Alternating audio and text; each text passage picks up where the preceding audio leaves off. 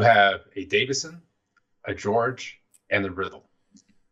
They crash land on an island of cannibals. And of course, they survive the landing, but the cannibals say, we haven't had new people here for a while, so we're going to eat you unless you show us something we've not seen before with these 3 marbles. So we all think for a second, and then the George goes, okay, I have an idea. So the cannibals take him to a tent, and the George levitates the 3 marbles above his hand and has them orbit one another. And they leave the tent, and the cannibals say, we're going to eat you. We've seen that before. Damn it. So the Riddle now is taken into a tent, and the Riddle takes these 3 marbles, and he bounces them around. He throws them over his head. He does fantastic juggling maneuvers. They bring him outside, and the cannibals say, we've seen that before. We're going to eat you. Damn it. And so the Davison is taken into the tent, and the Riddle and the George, they hang out for a moment, for a little bit, and it gets longer and longer until Davison comes out with a cannibal. And the cannibal comes out, just rubbing his forehead. He goes, I cannot believe it. We've never seen this before. You are safe. And then the Riddle and George ask, well, what did he do? And the cannibal goes, well, they lost 1 marble, and they broke the other 2. So they broke the other one, and they lost the 3rd. We have no idea how that happens.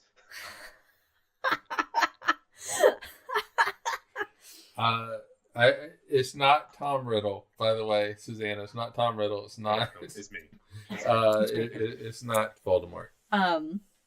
Okay. All right. It was funny. I lost my marbles. You lost your marbles. I broke and lost my marbles. It was funny. You know what? Part of me was like, this is going to end up with like a marble going up someone's ass. Oh. I don't know if That's the not cannibals even have seen anyway. that before. Anyway. Where'd the cannibals get the marbles? From the Mormon missionaries? That try to, yeah, okay. Welcome to the Hangover with Cosmos with Cosmos. Cosmos with Cosmos. Our main show. I don't know. What? Oh, it's Cosmos with Cosmos. That was actually not Christopher Walken a little bit? Wait. All right. No. Our main show. Oh, by the way, Parrots? Did Susanna, you hear parrots? Brandon's last name is Riddle. So, Parrots? Are you hearing parrots, Brandon? No, there was a horn outside, and it was a theme song or something. I couldn't remember what it was. I did hear a horn. I didn't hear the horn. I heard something. I'm gonna get it. Anyway, the main show was High in the Sky for April 2025, where we referenced a joke that Brandon had heard in Prague, and that is what cold opened The Hangover. Yeah, from Martin, the main Planetarium did. So. Yeah. Okay, all right, cool. Tubular. This is a problem with drinking beer is burps. What's the problem with what? Drinking beer is burps. Oh, yeah. So I just drink whiskey. Fair. But I do have a new tattoo. Mike has a new tattoo. Nice. Star Wars tattoo. You can't show it without second skin flare. Yeah, he's got a protective covering over it. Yeah, so which makes it really shiny. So would you say that this new tattoo is directed by J.J. Abrams? No, this is not J.J. Abrams. Because of the lens flare. Oh, got you. Yes, all right, that's good. That's good. No. But this was a tattoo that I basically told the artist. By the way, if you're ever in Eugene, White Rabbit Collective Tattoo. A tattoo collective. Is that what we got our tattoo? Yeah. So they are amazing. Women owned, women run, and just. I want to get my next tattoo. All right, just absolutely amazing. Well, if you come out, that means we have to get a tattoo, and I need to start thinking of design. No, it doesn't necessarily mean we have to. Okay. Anyway, and so basically, I gave Jade, who I consider my artist, the elements that I wanted, and basically it was, here's the Empire emblem, here's the... I'm just going to help you, because... there you go. Here's the Rebel emblem. That's cool. Marry them in some kind of way. I want color, and I want it to be interesting. And this is what she came up with. And basically, she only came up with one design. She says she normally comes up with multiple designs because you never know. But she was like, "This is it." This is the one. And it's the rebel emblem eclipsing the Empire emblem. And as it immediately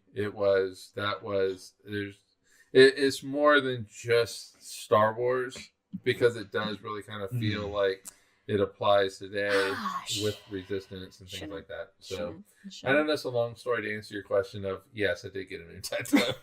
Excellent. But Liz, do you have a new tattoo ready to go? No. Or you tattooed that for a moment? No, I didn't get anything new recently. Last one I got was a couple months ago when we went to. No, it was not. No, it was not a couple months ago. It was like a month ago. It was a couple weeks ago. No, it was like 3 weeks ago. It was 2 weeks ago. It was a few weeks ago. It was a few weeks ago. Check out our episode on time. It fucking is weird. Damn it. Yeah, I did get a tattoo, like this skull moth thing on the back of my calf. So I can't really show it, but it was that's my most recent tattoo. But your ray gun you got is phenomenal. You got this ray gun. I don't know. You can stand up, put your calf on put your leg on the put it up. I'll let you know when we can see it. Oh yeah. Look at that shit. That's cool as shit. That's awesome. Oh hell yeah. I know. I saw that design first. I could not steal it. So next time we go to Seattle, I'm gonna get myself a ray gun because the artist is you decided to move on at a shop in Seattle called No Occult, Not Occult, or something like occult that. tattoo. But I also got that. That's a good one. Because I like how it matches your Star Wars tattoo. It does actually. Yeah, the colors. It's inverted. Mm-hmm. Which is a lot. It is the same tattoo shop. You need to add some lotion on that. What? You need to add more lotion on I didn't put lotion on it today. I need to. Gotta lotion up. I do. Lather up. But it was like I gotta get dressed and get to the pod. Tattoos. Yeah, so If we ever win the lottery that we haven't ever played yet, just takes once. Just take one time. Just takes. Oh yeah, you can't win if you don't play. There would so be much money a would new be going to Planetarium at Oak tattoos. Ridge, and we would just be tatted from shoulders to toes. Yeah. Speaking of surprising thing, a little Oak Ridge. So yesterday was like big protest day around the country. And Oak Ridge had their own little protest for it, which we couldn't make it because Mike had his tattoo appointment that he made, weeks in advance. But I will not lose that deposit. Yeah, couldn't lose that deposit. But yeah, we had our own little apparently hands-off rally. I really wish we could have seen how many people actually were out there. It was probably 5 people. But driving around in Eugene. The Trump kid just driving back and forth. Yeah. I was going to say, yeah. Yeah. Well, we had some counter protesters as well in Salt Lake, which, they were all dressed in their camo and they had the big signs about Doge and Elon and sunglasses. But he stood right next to the giant ass sign that was like 12 feet across that said Elon is a Nazi. So I don't think that point was made. Wow. That's funny. I was wondering if I didn't see any counter protesters. There was a couple. And it was weird because everyone who was protesting, it's a safe space just up who is there. Mm-hmm. Ain't no one going to burn shit down or shoot stuff or whatever. Okay, this Storm is a good spot. the state houses. Yes. But then it's weird when these counter protesters to show up in these camo and they're in these big, trucks and shit. Like there's suddenly a different mood to it. Like you guys are the agitators. It's got a different vibe. Yeah. It's got a different vibe. Yeah. A violence vibe. In fact, actually, I was reading. I was kind of like scrolling through like news stuff, and it was just like all about like everybody's so like peaceful and nice and and no destruction. And they were seeing the clash in the Capitol. Like, not the clash. I'm sorry, not the clash. The Cure. Like, come on. We're seeing the fucking Cure. We're not about to have destruction. Yeah, and there was even one post I saw like that in New York City that somebody was asking like the officers, the police that were there, and they were like, they're like, we don't really want this broadcasted, but we only have 40 officers here. We didn't realize it was going to be so big, but there hasn't been a single issue. There were 6,000 protesters in Salt Lake. We had 4 police officers. Yeah. And I'm sorry, it wasn't the Cure, it was Tears for Fears. Well, I mean, you know. Yeah, I mean, it was worldwide. Worldwide, it was millions of people. And I like how Susanna somehow ended up at a protest on accident. She That happens. It happens. So this whole story, she told me this whole story this morning. They were going to Payway. Her and some friends were going to Payway, and they stumbled upon the protest, and then they were going, "Hey, we're still hungry. Let's still try to go to Payway." And then they stumbled upon like this culture festival that was happening, and so all this stuff unplanned, just trying to go to the restaurant. Did you get your Payway, Susanna? Did you get it? Oh, you can pay your own way. Now I have hiccups. Yeah. Oh, yeah. I was I was driving. Well, Mike was getting his tattoos done. I was like, I know. I was. Oh my gosh. Oh no! It's the worst nightmare. It's during the show. It's the worst nightmare. I was trying to get some errands done because we were in civilization, and so I had to drive across this bridge to get back to it. And so protesters were lining the bridge, and they had their signs up, and so I'm like honking and waving, and like and people are waving at me, and I was like, all right, I feel like I got to participate, even though I wasn't out there with a sign. Yeah, I mean, all right, so it's been a rough 3 months. Let's be honest. It's been 3 months. Yeah, and that's all it's been. It's been a rough 3 months, and 3.5 months at this point. We have 3 years, 8.5 months, but no one has retirement anymore. Oh my God! But with all the people, just normal people, everyday people that are standing up, it was uplifting. It was hopeful. It does give the vibes are high. It does give hope that things will change, that this is just temporary, that nothing lasts forever, and we will get through this, and we will come out stronger and better, and the world will be brighter. Faster. In the end, I do want to just rip into like a Samwise speech of there are things that are worth fighting for and all that, but I mean, it's true, and or a day will come when the courage of men fails, but it is not this day. It is not this day. We don't take a drink. Oh, that was such a good sign. God damn it. That would have been. Okay, so next time. Next time. There's going to be plenty more. There'll be plenty more. But this is not going to last. And the Democratic Party, who are basically soft Republicans who aren't doing anything. Yes, let's skip to the Yes. It is us. It is us who are going to resist. Well, we the people. It is us who are going to fill the streets and protest, and we will get through this, and Trump will die one day. Fact. And it'll be like Fact. It will be like the Emperor in Star Wars when but he came back. That's the second term. Well, yeah, somehow. that's true. Yes, somehow. That's true. And the celebrations that were all across the country. It'll be like the Ewoks. We're gonna have a big Ewok Yep. party. Don't say that. No, it's a fact. Every human being dies. It's like the There's flaming not- lips, someone said. There's not a single human being Everyone, that has not died. someday. Yeah. I've yet to die yet, so I'm not sure if that's actually true. Well, so far, not a single I human did being have has a not died. fear the other day where it just hit me. What if they just grab me off the street and I end up in El Salvador? You're How do I not- prove that Well, I'm you an got plenty of American? gang tattoos all over you. Yeah, they're gonna be like, "Oh, hey, look, that's a gang tattoo right You're- there. You're a You're white. an MS-13. You're a white male. You're fine. That's true. Woo. Yeah, exactly. Like those PhD students that were just pulled off all the street. Yeah. Also, don't forget to sign petitions. See our shot episode and calling your representatives. Call your representative. All that kind of stuff. 5 calls. And 5calls.org. resist. And as I was reminded the other day, I do have to look this up, so I will just try to randomly talk. And then after this, we're going to change the subject to Okay. something. I do want to point out while you're looking that up that I've been rewatching Gilmore Girls, because it's something nice and heartwarming, and I love it. I've been watching Wicked constantly. The term vibe has come up in many episodes of Gilmore Girls, and I'm like, Gilmore Girls has been using vibe. I thought vibe was newer than that. I know Gen Z stole it, or whoever stole it from Gilmore Girls, because they were using vibe long before it was cool. Yeah. Oh, also, have you guys seen Wicked? No. You gotta watch Wicked. All right. Trust me. Here's the quote. So says everybody. Here's the quote that I was reminded of yesterday. Okay.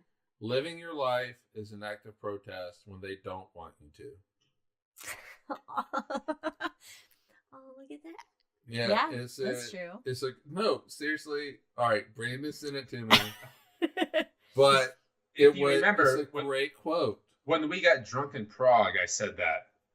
We were at some random ass bar with Federico, friend of the show, and some other people, and like I was pretty damn tipsy at this point, and I initiate conversations, but I don't always contribute to them, as you know. Yeah. Classic. But at some point, I had to step in and go, no. Living your life is a form of protest when they don't want you to, because we still need to enjoy our lives. We need to live for a purpose. And so even if you cannot go out and protest and make these differences, still living and enjoying yourself is a sign of protest. Yeah, and don't let the man get you down. But also not all right.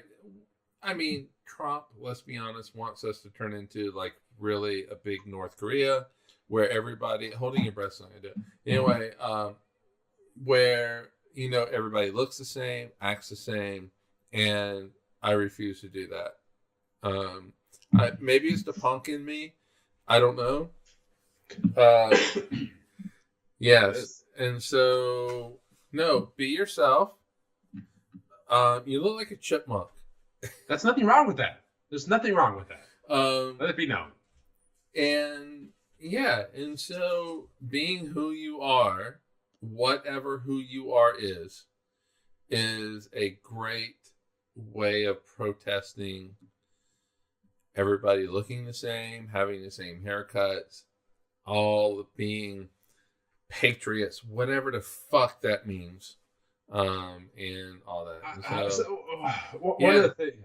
So dance like no one is watching, but do it in the middle of the street where everybody is fucking watching, and be yourself.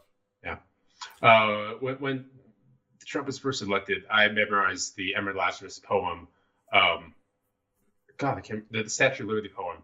Because it just felt right. Like, how fucking dare you guys? We're the melting pot. We're giving you a hollow mouses and yearning to breathe free. How fucking dare you? So it makes me angry. Yeah, that was a whole big draw for this country is a better life. That's why we exist, you dumb fuckers. So all I can say is we're only 3 months into this, but we are going to survive this. We're going to survive it. All of these fuckers are they're on the wrong side of history. Yeah. And it's yeah, so let us actually just know that it's all temporary. We will survive this. And to quote Susanna, Brandon, I want to hear about your thoughts on Wicked. Oh my god, everybody at my work when Wicked came out was like, oh my god, Wicked.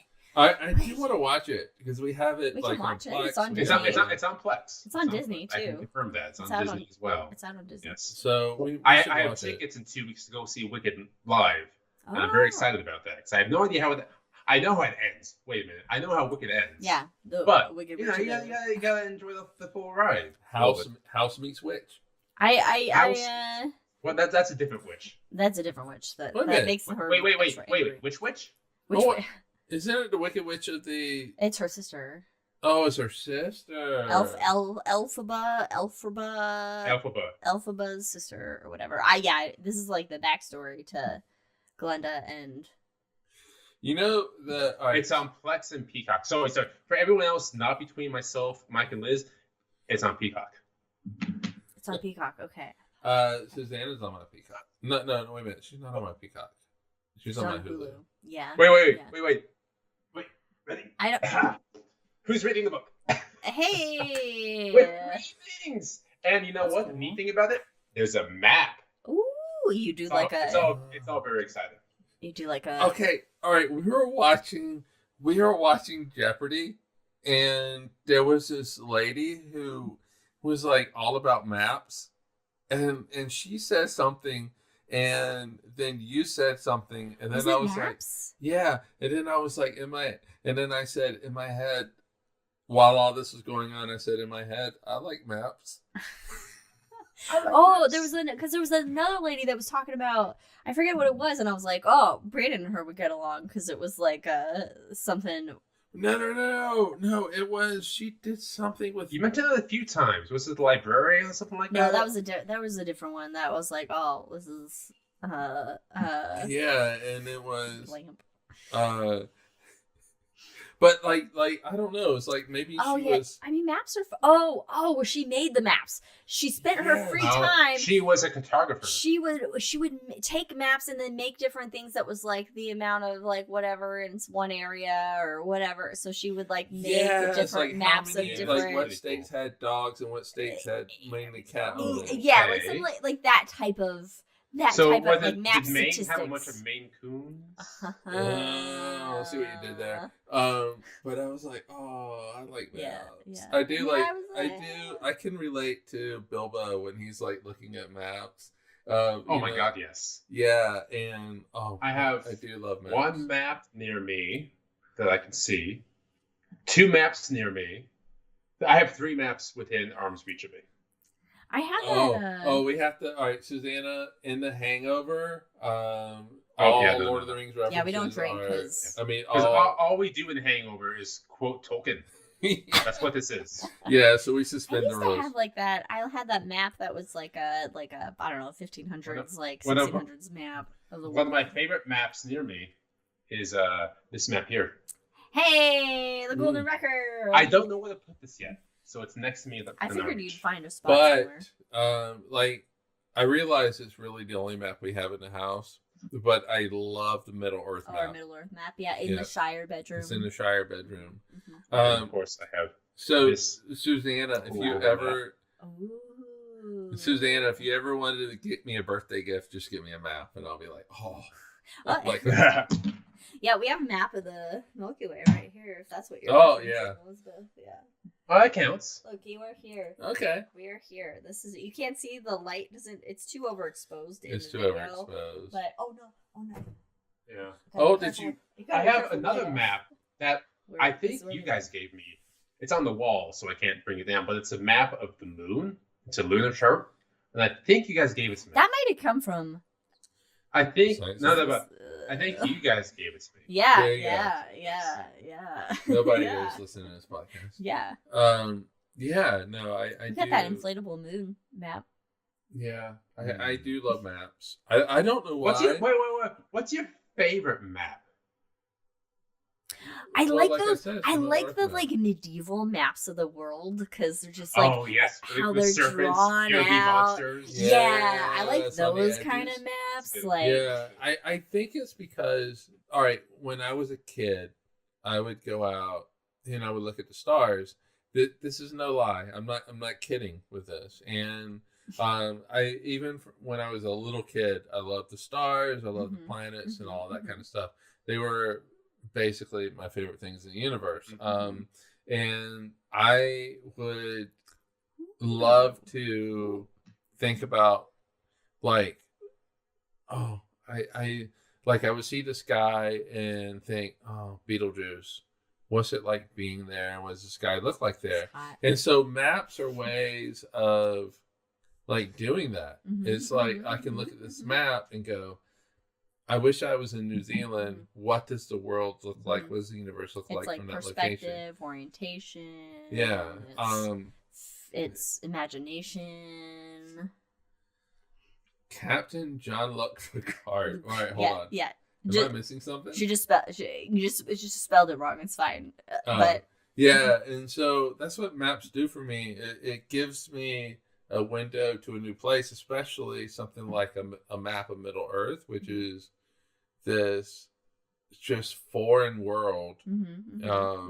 Or like you're looking at a map of like Mars or the moon and things like that, and there's these like just all these crazy ass locations that you will never experience in your life. And so I don't know, I've had some drinks, so this is rambling. No, I've never considered the idea of what does a map mean to me. Like I of course I love maps. I look at maps, studying them, XYZ, but I've never taken the time to think what does it mean to me in general. So that's an exciting thought to have. Yeah, I mean, it represents like different places in the universe, whether and it's weird because it's both potential and history at the same time, right? Yeah, I mean, exactly. Like the untold stories that this map from the year 1500 has. So it's potential. And yeah, and so especially those older maps, because it's like they don't know. They haven't discovered like half of the world yet, so they're just making it up. That's the reason why I love old books. Like I love picking up my old science books from 1820 and how half of it is wrong and the other half is almost right. Yeah. Right, but you're looking at it from this modern perspective. So if you want to hear more about this, you can check out our episode on Aristotle, which apparently I like. Contentious. See, I don't recall that, but it was applying a modern view on. But anyway, no historical context. So you can, but like in physics, it's like what's his face? The guy who unified electromagnetism. Bohr. No. Oh shit! Stanley. It's his equations. It's his fucking equations. All right. Anyway, Maxwell. There we go. Maxwell's equations, which basically unifies. Great plan of cassette tapes. Yeah, exactly. He invented them. He unifies electromagnetism forces. So, not Planck. That comes later, and so you can look at how Maxwell is seeing the universe, and then you include he's seeing it really well, like Newton and all of that, and then you go, in 40 years you're gonna be wrong. You're gonna be shown to be completely wrong, and I don't know. It's crazy. So you can see that with maps, like. You can see these like 1600 maps, 1600 this is not maps of like Europe, Africa, and the Americas, and it's just like this is all going to be changed. But then you can see the evolution of discovery, whether it is physics with Maxwell, with one called that a voyage of discovery. And for reference, that was a thing that we had at Arizona Science Center. And also Voyager. Yeah, and so you actually can see this voyage of us understanding stuff, our understanding of the universe. Okay, I got a pitch now. All right. Okay. We got pirate ship captain Max Planck, and then you have the crew as other scientists. But then when anybody disobeys, you got to walk the plank. Nothing else is fleshed out on that idea except for walk the plank. Yes, actually, everyone here is from the Science Center. So, okay, hold on. Everybody, Brandon and Elizabeth. Everybody in the podcast. So even if I never worked there, I still would have seen Mike at some point, and I still would have seen Liz at some point. So it's one of those 7 degrees where even if I never worked there, I still would have seen both of you in some respect. That's true. So, that's true. Yeah. So Elizabeth, yes. Jack, no. Jack is nerd of North Star, so no. Federico is. But it's Italy. Planetarium family. But God damn it, I would have found Federico. I would have found him. Yeah. It's crazy though how much the Planetarium community is a family. Oh, Mhm. so I was talking about this 2 days ago with my current boss, how incestuous the planetarium community is. Because like, I'm trying to reach out to somebody, like, oh, hey, he worked with Joe Eakin in UNT, and he works with this person now. Oh, shit, okay. Tell Joe I miss him.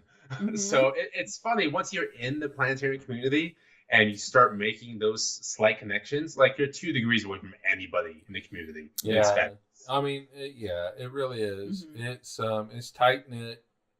We all kind of know each other, whether it is just by name or actually, luckily, in person. Or by shitty reputation, me. Hey.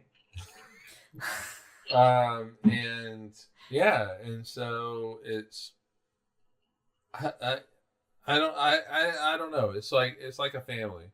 Like we have our families. Space nerds. We have our families that we were born into.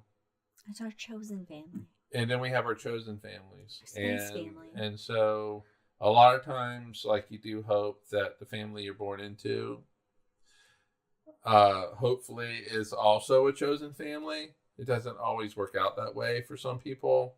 That's a sad thing, but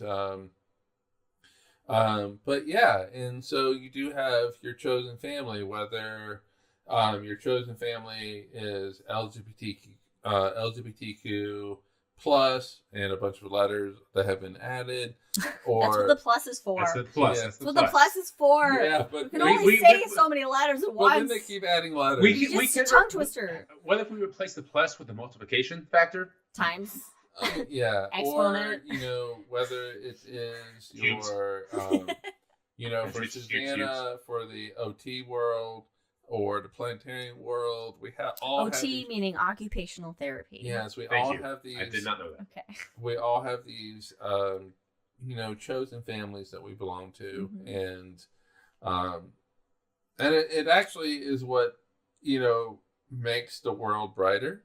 When we have certain people that are trying to make us all one family, having this, and this is going to piss off that particular group of people, but having this rainbow of, families, it just makes the world better. Jack says I would have probably given Brandon detention for making a pure cry for using Lord of the Rings on another student. Then he would have stayed in my class 5th through 8th.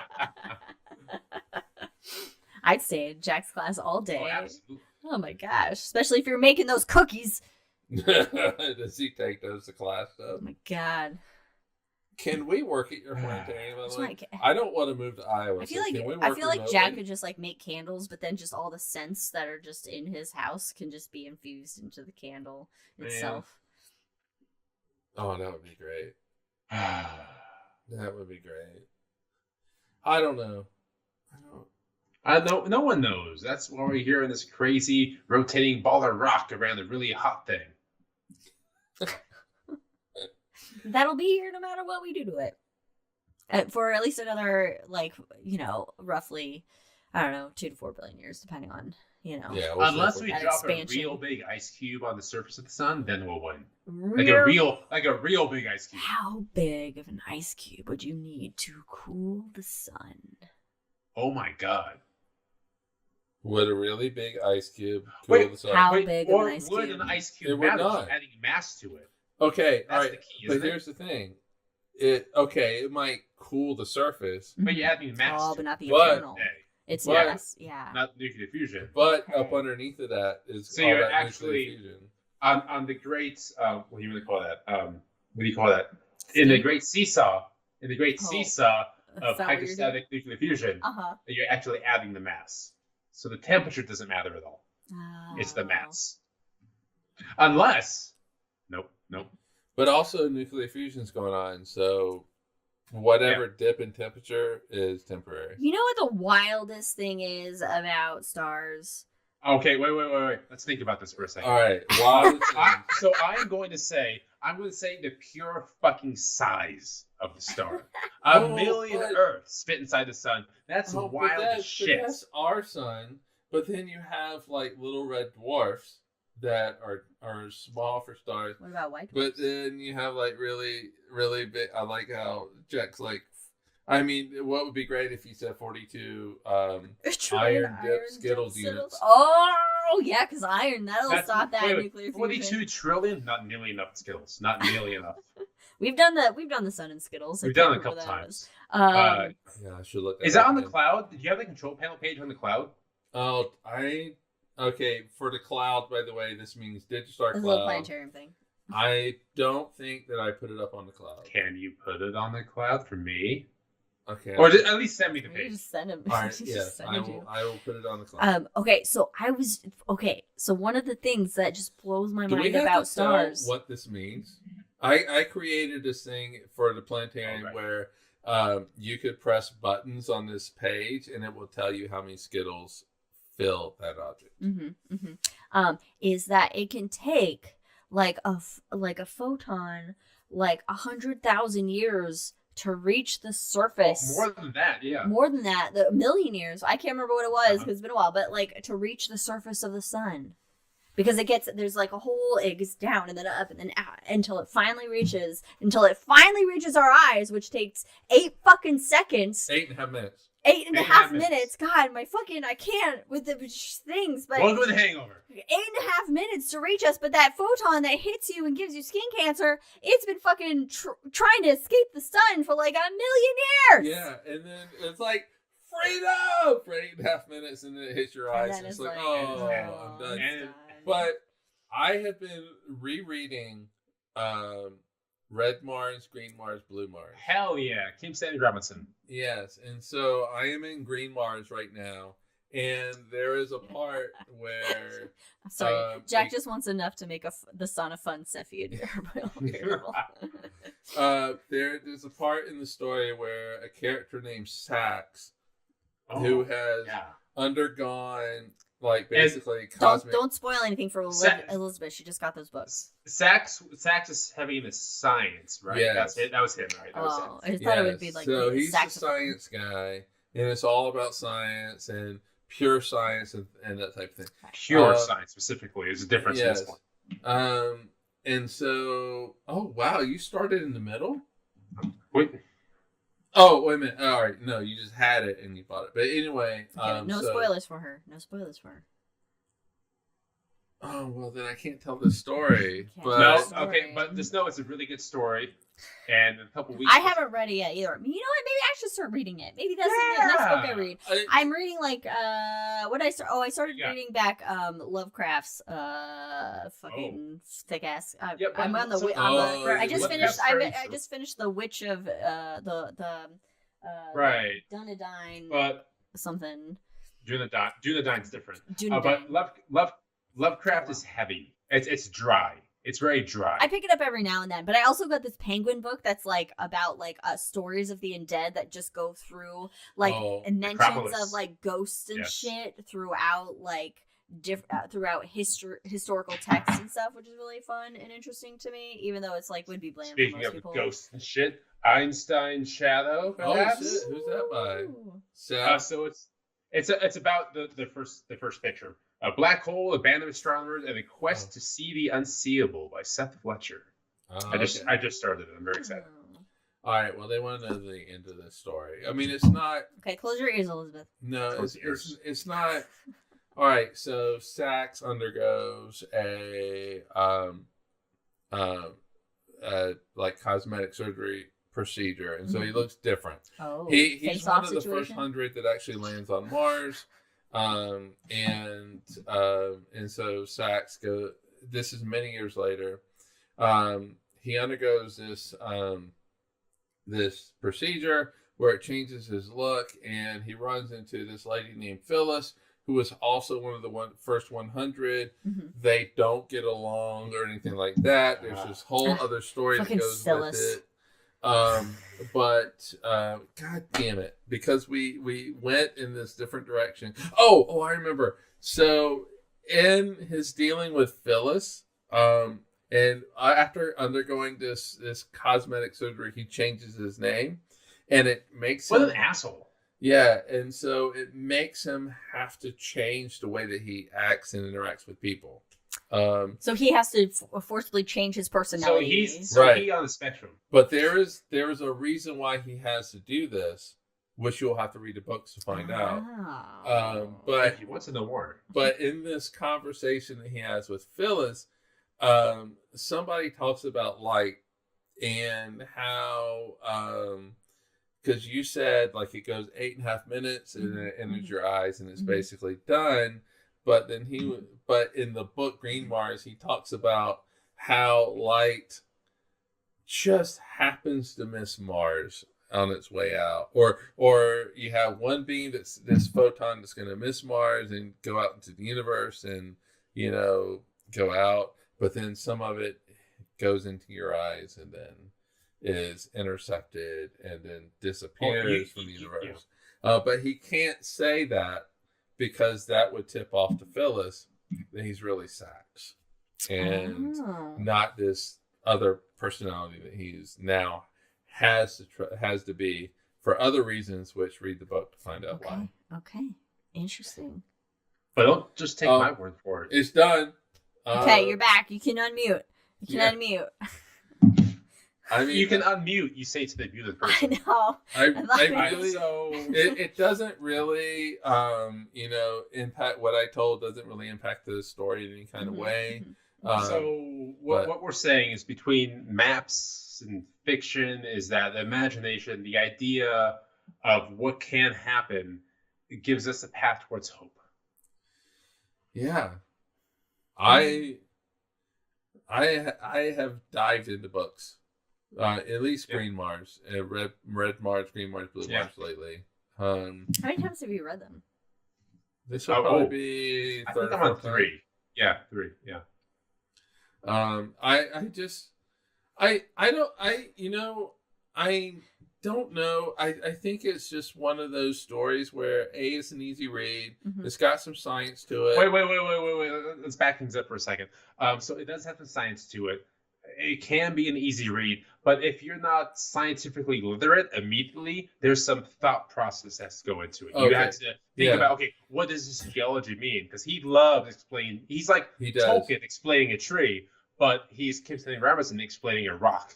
Yeah. So you kind of had to have a background, or you just kind of blank out for co-paragraphs, because you will. The human story is still very followable, but he explains some geology for sure. Right, but basically, the premise is, at least at first, is there's 100 people that show up on Mars, and they are going to be colonists. So these are permanent. And that's by like 2029, right?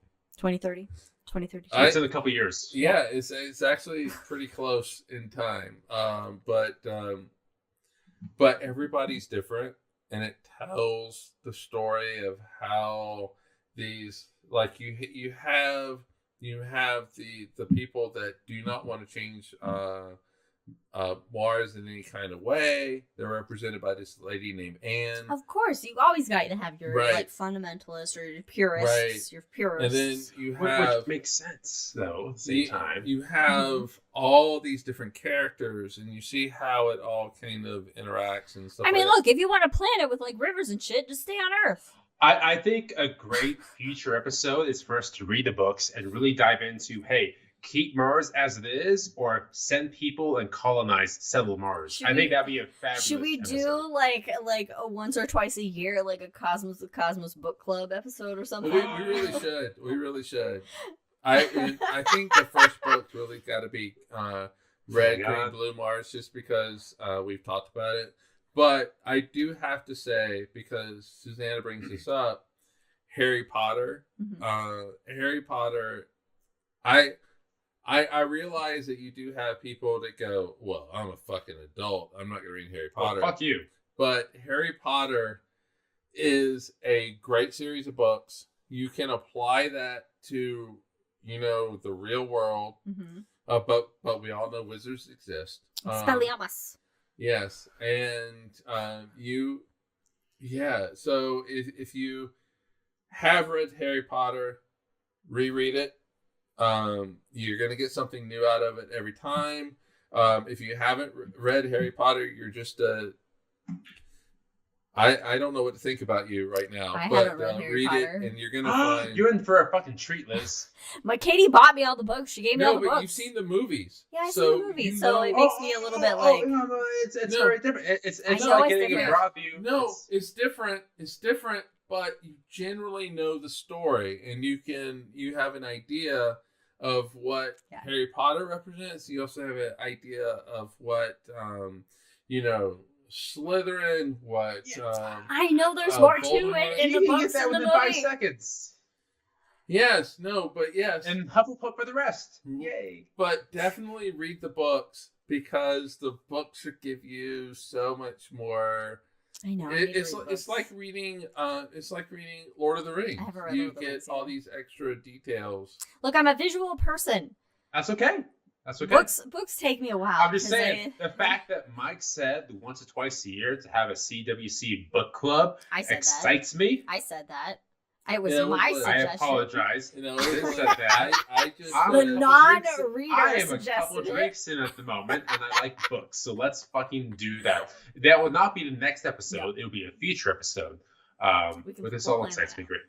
We'll plan. all that. right. So, But hold on. Here's the thing, though: is if we recommend a book, people have to read it or listen to it, and then they have to join us. And Yeah, have a that's what conversation about it. we're gonna do like a couple of episodes ahead. Like, hey, go read. No, what was Wilder it- Volume 6? It needs to be a couple months ahead. We months. we all have lives. Yes, the three of us might read it And like we will that. take recommendations because it's possible between all of us there's a book we've not read. So give us a recommendation. We'll see. We'll talk, and we'll find out what the first book club meeting is. Frankly, it may be Red Mars just to get out of the way. But yeah, Okay, we'll announce it's next that episode. or First Corinthians. So you be the judge. First Corinthians. It will not be First Corinthians. Let's discuss it offline. Did you say we're going to announce it next week? Yeah, let's announce it Next next episode. Okay, we'll yeah, let's announce do it that. And next the next episode And the is, and I'm so excited for it. I'm so excited for Yeah, Just the- make sure to show up for that it. next topic that we got planned for you in 2 weeks is gonna be great. That next topic. All right, well, on that Alright. note, that was fun. Okay, Yeah, good we time. had a good talks. You went like really high pitched there. It's okay to have a good time. Mike is Fun. voiceless. Alright. We thought of something new and fun to do with the You literally show. just called the Mike- dogs. You called Mike the... has helium. Mike has helium. We thought of new stuff to do with the show, so check us out in a couple weeks for our next main episode. Jack lives in a young adult fiction. That's fine, Jack. Shame. You know. I don't... Yes. Okay, so... I was gonna reread Hunger Games too, but anyway, Oh, have you You're, seen wait a the minute, new hold one? on. You're No. rereading Hunger I Games? always it's- thought about it. Oh. So actually, the new Hunger Games movie, I say quote unquote new, You like mean 2 years book? ago. Yeah, The prequel. but it's also a movie. Oh, Yeah, the prequel. okay. That. It's that one. it's a really. I was expecting to dislike it. Real good. It's real good. Okay. What was that one? I Not enjoyed- not as good as Wicked. BT Dubs, Okay. but real good. Okay. Sun Catcher. I don't know. I don't remember. Anyway. I don't know. Anyway. Anyway. See our episode in time. Anyway, yeah, check out our episode on time because this is time's wild. But thank you guys for joining us on this episode of The Hangover, where of course we just shoot the shit out of the main episode as the alcohol filters through our Soaks into our our epidermis. bloodstream. We'll be back in a couple of weeks with a And I'm new so episode excited on to something. talk about. And we will then introduce the first book and then the time frame and the logistics of the very first ever Cosmos of Cosmos book club episode.